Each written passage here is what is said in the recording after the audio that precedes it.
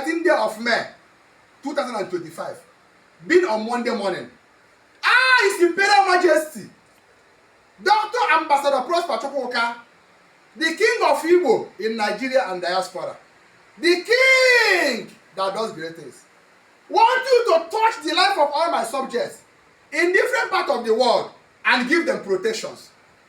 Protections in different types, protections in different forms, protections in different dimensions.